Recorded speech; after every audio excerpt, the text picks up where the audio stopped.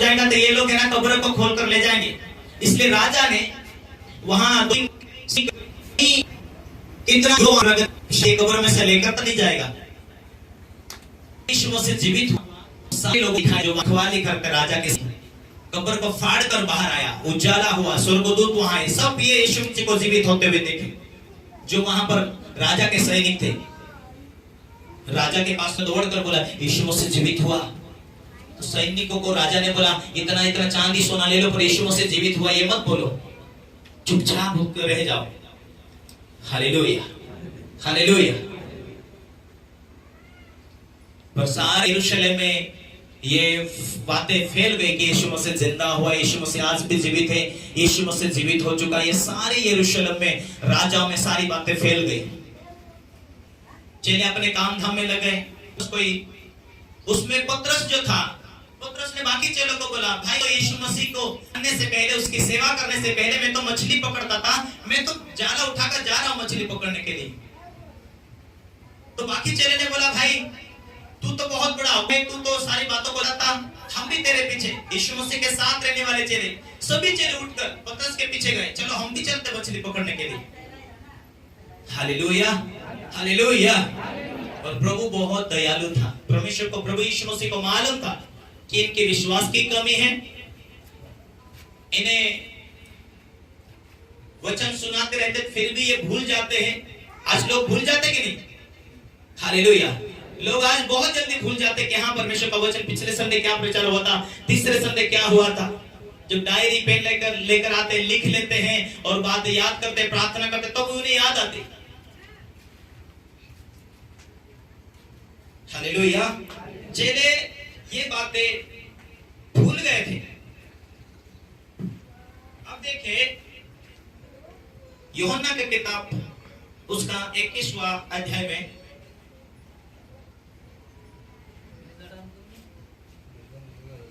ऐसा हुआ ये सारे चेले मछली पकड़ने के लिए गए और बाइबल ये कहती कि तुम मुझसे अलग होकर तुम कुछ भी नहीं कर सकते। Hallelujah, hallelujah. आज भी परमेश्वर का वचन कहता तुम मुझसे अलग होकर कुछ भी नहीं कर सकते। जो डाली मुझ में बनी रहती वो मुझ में बहुत फलती और नया नया फल लाती। यदि आप पवित्र आत्मा से परिपूर्ण हैं, यीशु मसीह से भरे हुए हैं, उसके गुणों से भरे हुए हैं, तो परमेश्वर आज भी आपके जीवन में, आपके लाइफ में, आपकी जिंदगी में वो काम करता जाता है। यीशु मसीह काम करता जाता है, उसको खा जाइए। हालेलुया, आमीन। एक दूसरे को यीशु मसीह को मौका दो, आपके जिंदगी में वो कर सके, आपको खा सके, आप बढ़ा सके, आपको फल कर सके, आपको मदद कर सके, से मौका दो। जब आप मसीह को मौका देंगे तब तक आपकी गवाही बनेगी, आपके आंसू पोंछेगा, आपके जीवन में चमत्कार करेगा। जब जब यीशु मसीह को मौका देंगे वो आपके लिए रास्ते खोलता जाएगा, क्योंकि तुमसे बहुत प्रेम करता है। बोला आमीन, हालेलुया। जब यीशु मसीह आता है तो हमारे जीवन में उसकी ओर से बरकतों को जोड़ते जाता है। आमीन। आज पहली बार आप चर्च आए या दूसरी बार आए या आप जब यीशु मसीह में आए थे, ये चमत्कार को देख लेते कि ये बीमारी थी यार गई, आप प्रार्थना करने के द्वारा जब मसीह यीशु में आए तो उसी टाइम से चमत्कार होना शुरू होता है। पर ये पतरस है ना सबको लेकर गया कहां? यीशु जाने के बाद उनको क्या लगा कि यीशु मर गया, सेवा खत्म हो, सब कुछ खत्म हो गया। पतरस ने बोला मैं तो यार जा रहा हूं अपना झोला उठाकर मछली पकड़ने के लिए। बाकी चेले भी बोला तू जाता है तो हम भी आते हैं यार, हमें वो धंधा तो भी सिखा दे कि तेरे पीछे पीछे हम भी मछली पकड़ने के लिए जाए। 21वां वचन 21 का 1।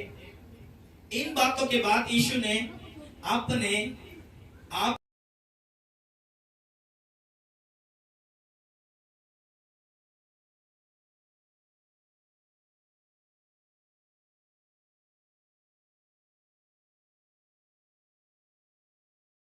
जीवित उठा लिया था, क्योंकि उसने परमेश्वर की मर्जी को पूरा किया था।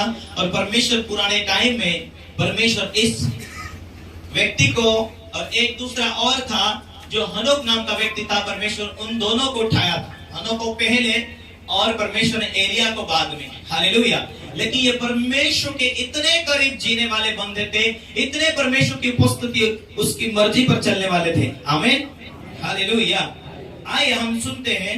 तब यहोवा का वचन उसके पास पहुंचा, चलकर शिदोन के सारपत नगर में जाकर वहीं रह। सुन, मैंने कहा कि एक विधवा को तेरे खिलाने की आज्ञा दी है। यदि आप उसका शुरू से पढ़ते हैं 1 से, हालेलुया, ओके, हम 1 से पढ़ते हैं। दिस भी एरिया जो गिलाद के परदेशियों में से था, उसने आहब से कहा, इस्राएल का परमेश्वर यहोवा जिसके सम्मुख में उपस्थित रहता हूं, उसके जीवन की शपथ इस वर्ष में मेरे बिना कहे न तो मेह बरसेगा न ओस पड़ेगी। तब यहोवा का वचन उसके पास पहुंचा, यहां से चलकर पूर्व की ओर करीब नामक नाले में जो यरदन के पूर्व में है छिप जा। उस नाले का पानी तू पिया कर, और मैंने कौवों को आज्ञा दी है कि वह तुझे वहां खिलाए। यहोवा के यह वचन को यहोवा का यह वचन मानकर वह यरदन के पूर्व में करीब नामक नाले में जाकर छिपा रहा। और सवेरे और सांझ को कौवे उसके पास रोटी और मांस लाया करते थे, और वह नाले का पानी पिया करता था। हालेलुया। परमेश्वर के दास को परमेश्वर ने इसीलिए कहा कि उस इलाके में लोगों के चाल चलन बिगड़ गए थे। उस क्षेत्र के अंदर लोगों की जो जीवन था वो बिगड़ चुका था, और इसीलिए परमेश्वर ने अपने दास एलिया को कहा कि आप तो इस भविष्यवाणी कर कि यहाँ इस क्षेत्र के अंदर 3.5 साल तक अकाल रहे, पानी ना गिरे। हालेलुया।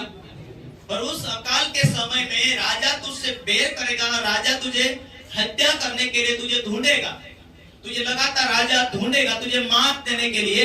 इसीलिए तू क्या कर, जहां करात नाला है पहाड़ों में जाकर उस नाले में छिप जा, वहां पानी है वो पानी पिया कर। पर मैं तेरे लिए ऐसे साधन बंदोबस्त करूंगा, कौवा तेरे लिए शाम और सुबह दोनों टाइम रोटी लेकर आया करेंगे, रोटी और मांस। Hallelujah, hallelujah. परमेश्वर के वचन परमेश्वर ने उसे दिया, और परमेश्वर की अगुवाई को सुनकर वह पहाड़ों में जाकर छिपा रहा, और वो छिपा रहा, पानी पिया करता था। जहां वो था वहां पर ही कौवे रोज शाम और सुबह मांस लेकर आया करते थे, और वो दोनों टाइम खाकर तृप्त रहता था। Hallelujah, hallelujah, hallelujah. क्योंकि वहां के इलाके के लोगों ने, राजा ने, सबका जीवन बदल चुका था, बिगड़ चुका था। इसीलिए परमेश्वर के नियम और आज्ञा के अनुसार परमेश्वर ने ये बातें डाली कि तो आप ऐसी प्रार्थना कर कि यहाँ पानी ना गिरे, क्योंकि यहाँ के लोगों का जीवन बदल गया, बिगड़ गया। अब पानी ना गिरने के कारण राजा तुझ पर क्रोध करेंगे, राजा तुझे मारने के लिए ढूंढेंगे। इसीलिए तू करत नाले में जाकर छुप जा, मैं तेरे लिए खाने पानी का साधन कर दूंगा। हालेलुया। और परमेश्वर के वचन कहे अनुसार उसने किया। इसलिए परमेश्वर ने अपने वचन के द्वारा कौवों को भेजा। कौवा हमेशा छीन कर खाता है, चुरा कर खाता है, लेकिन फिर भी परमेश्वर ने अपने दास को उन कौवों के जरिए से उन्हें खिलाने का बंदोबस्त किया, और शाम सुबह वो दोनों टाइम खाया करते थे। Hallelujah, hallelujah, hallelujah. परमेश्वर आज भी अपने लोगों को जो वचन मानते, सुनते, उसके आज्ञा के अनुसार जीवन व्यतीत करते, परमेश्वर की सामर्थ्य को हम देखते कि बड़े बड़े रोगों से परमेश्वर यहाँ चंगाई कर रहा है। तो क्या हमारे लिए बंदोबस्त नहीं कर सकता, हमारी जरूरत को पूरा नहीं कर सकता? जबकि मत्ती में कहता, बोझ से दबे लोगों मेरे पास आओ, मैं तुम्हारे बोझ को उठाऊंगा। पर मुझसे सीखो, दीन और नम्र बनो, दीन और नम्र बनो। जब दीनता में हम चलते, परमेश्वर के करीब रहते, उसकी आवाज को सुन पाते। कैसे मैं परमेश्वर की आराधना करूं, परमेश्वर को कैसे खुश करूं, उसकी मर्जी को कैसे पहचानो कि उसने मेरे लिए क्या योजना बनाकर रखी है, क्या प्लान बनाकर रखी।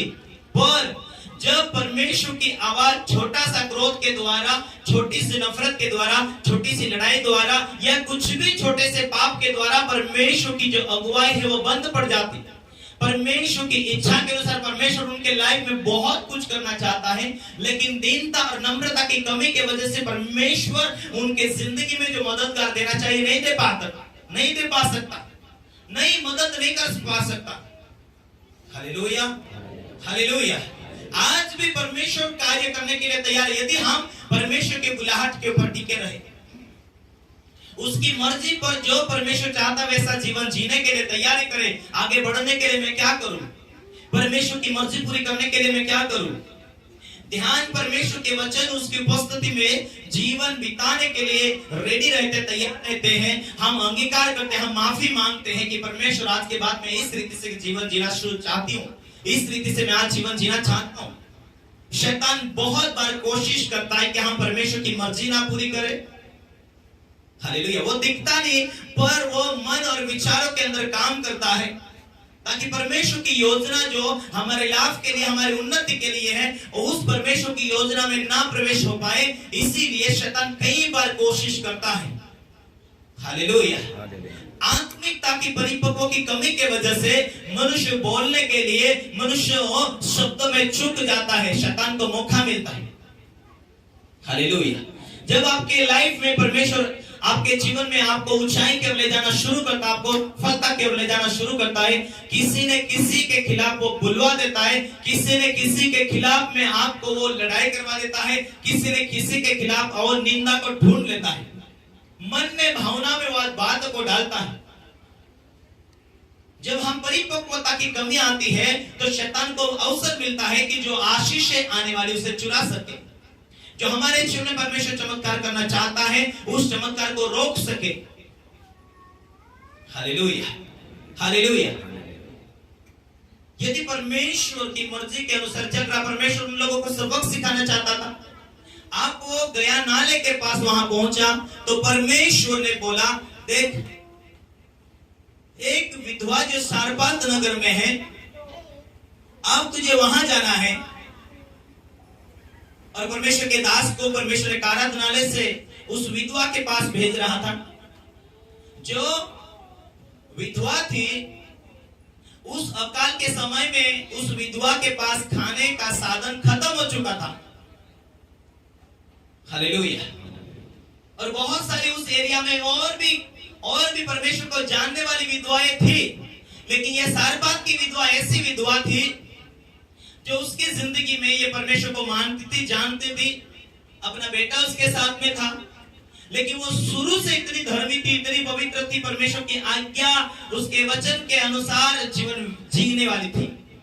परमेश्वर ने एलिया को बोला, एलिया यहां से, परमेश्वर के वचन के अनुसार एलिया को परमेश्वर ने बोला, एलिया यहां से आप उस गारत नाले के पास जा।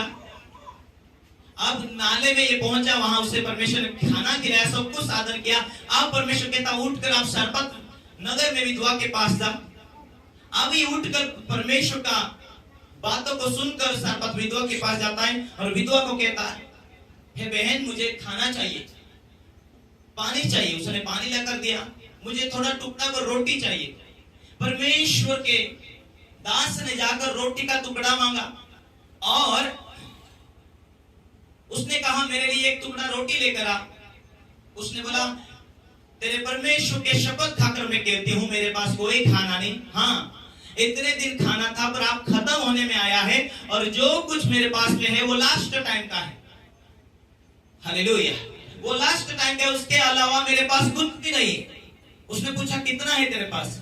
मुट्ठी भर आटा है और कुप्पी में थोड़ा सा तेल है, पर इतना हम खाकर मरने वाले हैं, मैं और मेरा बेटा के लिए लास्ट समय है। अब हमारे पास कोई भी खाना नहीं, अब अकाल पड़ चुका है और हम सारे नगर में अकाल होने के नाते, हम अकाल होने के कारण किसी से उछना उधार नहीं ले सकते। अब हमारे पास कुछ भी नहीं है, हम इतना खाकर मरने वाले हैं। हालेलुया। कितने लोग सुन रहे? बोलो मैं सुन रहा हूँ, मैं सुन रहा हूँ। आमीन। हालेलुया। परमेश्वर के दास ने बोला, जो कुछ तेरे पास है वो दे दे। वो विश्वासी थी और विश्वास योग्य थी। खुशी खुशी से जाकर उसने दे दिया और उसने बोला कि मुझे परमेश्वर ने बोलकर भेजा है, जहां मैं नाले में छुपा हुआ था और परमेश्वर उस नाले से निकाल कर मुझे तेरे पास भेजा है ताकि तू परमेश्वर के दास को थोड़ा दे और वो बढ़ता जाए परमेश्वर की मर्जी के अनुसार। Hallelujah, hallelujah. परमेश्वर के दास को तू दे और वो तेरे घर में बढ़ता जाए। जब उसने मुट्ठी भर आटा लेकर रोटी बनाई और उस तेल को उसने प्रभु के दास को दिया, उस दिन उन्होंने खाया, वो आटा उसी दिन खत्म हो गया। और काल उठकर भी देखा, अरे काल तो आटा खत्म हो गया था, पर आज कहां से? दूसरे दिन देखा उतना आटा, तीसरे दिन देखा उतना आटा, रोज 1 महीना खाते रहे उतना आटा। जब तक 3.5 साल पूरे नहीं हुए थे, रोज वो आटा पूता दिखता था और रोज वो खाते गए। Hallelujah, hallelujah. वो बढ़ता गया, जितना वो रोज खाते थे रोज वो बढ़ता गया। क्यों? क्योंकि परमेश्वर की मर्जी के ऊपर उस विधवा ने जिया। उसका समय था, उस समय में यदि वो परमेश्वर का भय नहीं मानती थी दूसरी शादी कर सकती थी। हाँ, उस टाइम में भी था दूसरी शादी करने के लिए मौका, वो कर सकती थी, परमेश्वर की आज्ञा तोड़ सकती थी। पर वहां उस इलाके के अंदर बहुत सी विधवा थी, लेकिन परमेश्वर का दास सारी विधवा के पास चमत्कार काम करने के लिए नहीं गया। पर यह सारपात की विधवा इतनी परमेश्वर के नजर के सामने ईमानदार थी कि परमेश्वर की आज्ञा के साथ चलती थी, इसीलिए परमेश्वर उससे प्रेम रखता था। आज भी परमेश्वर के आज्ञा के अनुसार जो लोग चलते, जीवन व्यतीत करते, परमेश्वर उन लोगों से आज भी प्रेम करता है, आज भी उनके जिंदगी में चमत्कार करता है, ताकि उन लोगों को दुखी नहीं देखना चाहता, उनके संघर्ष में परमेश्वर देखना नहीं चाहता, उनके आंसू को परमेश्वर पोंछना चाहता। इसीलिए परमेश्वर कहता कि हे बोल से दबे हुए लोगों मेरे पास आओ, मैं तुम्हारा जुआ उठाऊंगा और मुझसे सीखो, मैं दीन और नम्र हूं। जब तुम दीनता और नम्रता के साथ चलोगे, परमेश्वर तेरा जिंदगी का टोटल बोझ उठाकर तुझे आराम देने वाला है। आमीन। Hallelujah, hallelujah, hallelujah. इसीलिए वचन कहता मुझसे अलग होकर तुम कुछ भी नहीं कर सकते। जो डाली मुझ में बनी रहती वो बहुत फलती, बहुत फल लाती। Hallelujah, hallelujah, hallelujah. जब तक मेह नहीं बरसाता तब तक उस विधवा और उसका बेटा रोज खाना खाते नहीं। परमेश्वर की मर्जी के अनुसार परमेश्वर ने ये चमत्कार करता गया। विश्वास होना चाहिए कि परमेश्वर आज काम करेगा, कल काम करेगा, मेरे लाइफ में काम करेगा। परमेश्वर काम करने के लिए तैयार है। परमेश्वर आज कहता मुझे दिन भर, आज कहता परमेश्वर उसकी उपस्थिति में चल। परमेश्वर कहता उस तुम्हारे बीच में परमेश्वर अपना दास दे, उनकी बातों को माने। यदि परमेश्वर चमत्कार कर सकता था तो परमेश्वर के दास को वहां लेकर क्यों आया था? अकेला ही परमेश्वर चमत्कार कर सकता था। हालेलुया। परमेश्वर का दास जरूर आपकी जिंदगी में आपके साथ जुड़कर चलना जरूरी है। वो सिखा देता है। परमेश्वर के वचन के द्वारा वो एक स्पिरिचुअल फादर होता है। आत्मिक पिता होने के नाते वो आपके लिए लगातार दुआ करता है, आपके लिए लगातार प्रार्थना करता है।